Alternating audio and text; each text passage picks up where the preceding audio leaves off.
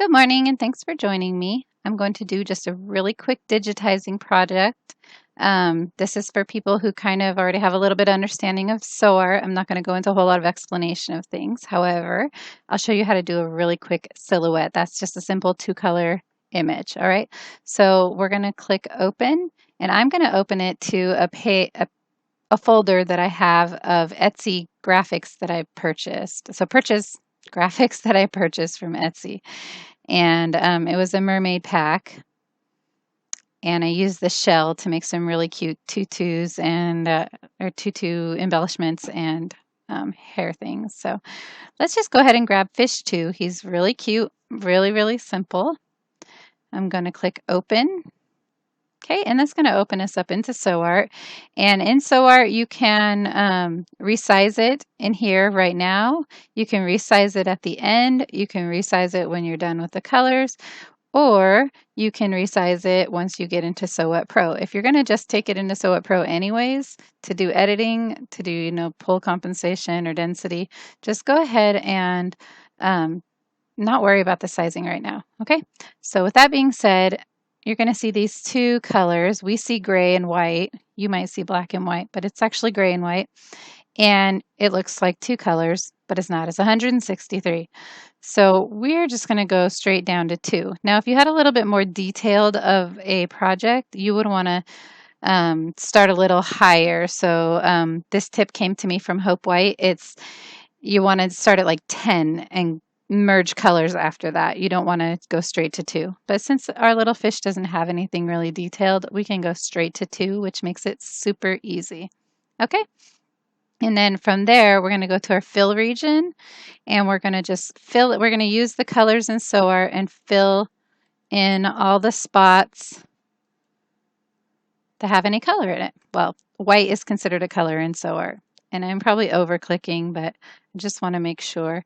And then I don't really want my fish to be black, but if I did, I wouldn't leave it. I would still fill it in. I feel like this is just one little tip that, especially with multicolor projects, it's just that one little thing that I don't know why, but SewWhatPro just needs its own color to go in and flood all the tiny little pixels that we can't see. All right, so I'm going to change him to more of a teal color because I think it would just be pretty seeing a fish like that in the ocean. All right. I think we saw some really pretty fish like this when we were in Hawaii. If you've been to Hawaii, leave me a comment. Tell me what you love about it. We went to Maui specifically. Okay, so after you've changed your colors and you've reduced your colors, let's go into the Stitch Image button.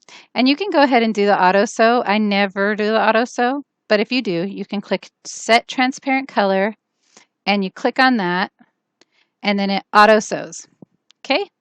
Now, whenever I first started with SewWhatPro, it didn't matter where you clicked, but now it does. Woo.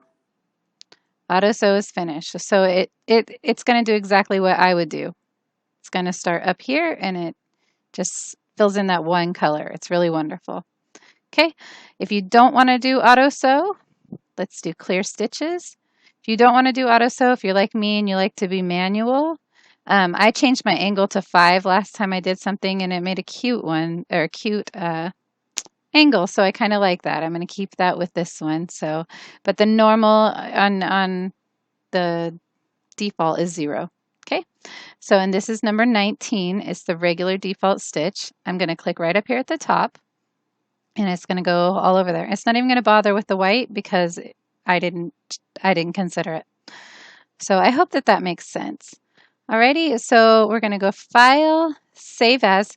We're not going to go to Save for me because it saves it in my documents, and I don't ever go there. So I'm going to choose exactly where I want it to go, and I'm going to click Save As. And the first thing that's going to come up is a Save Image file. Okay, so this is going to be fish number 2, and I'm going to click into my digitized image. I'm going to create a new folder for fish 2.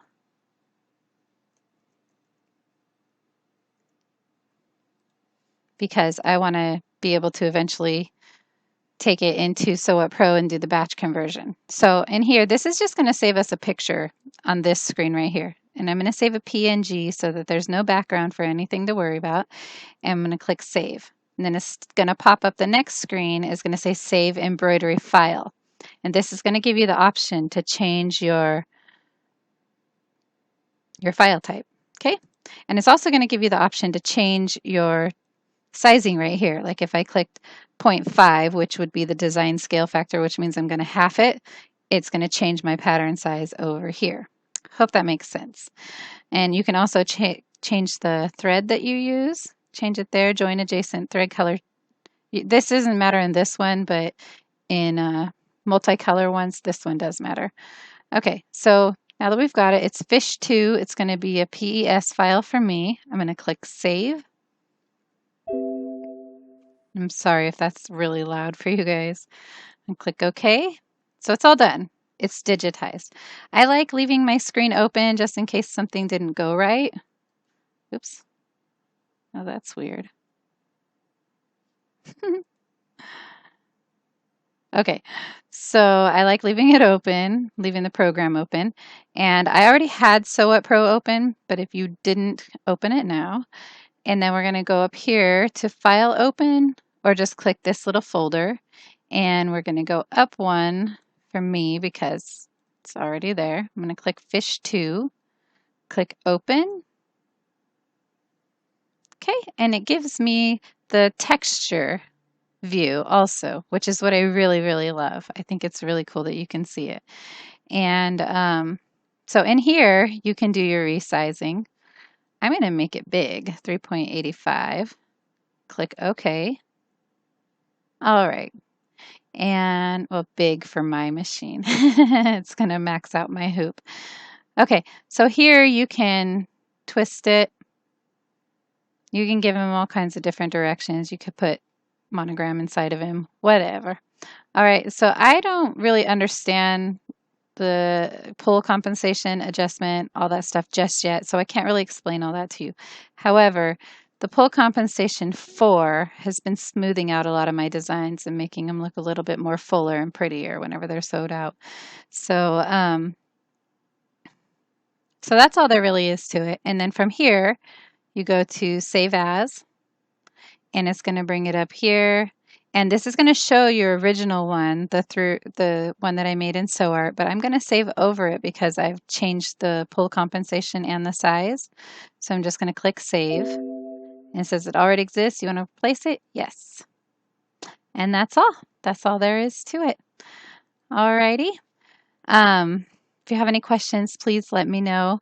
And check out our description. I've updated it with the SewArt for Beginners group on Facebook, as well as a Scan and Cut group on Facebook, and tons of other helpful links, you know, where to buy things and things like that. So if you have any questions, again, like I said, let me know. And I hope that this was helpful. Thanks so much. Bye-bye.